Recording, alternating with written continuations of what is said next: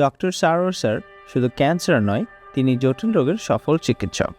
Kidney failure, liver disease, tumour, gallstone, thalassaemia, diabetes, তার উন্নত homeo চিকিৎসায় আল্লাহর রহমতে হাজারো রোগী সুস্থ হয়েছেন।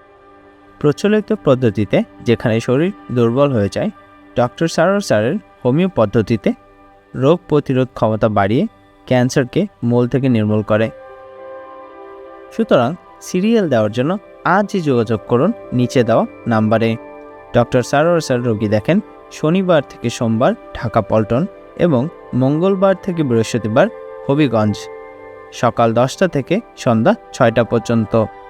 সুতরাং ক্যান্সার হলে অ্যান্সার নেই, এই কথার ভিত্তি নেই। সবাই ভালো থাকবেন। আল্লাহ হাফেজ।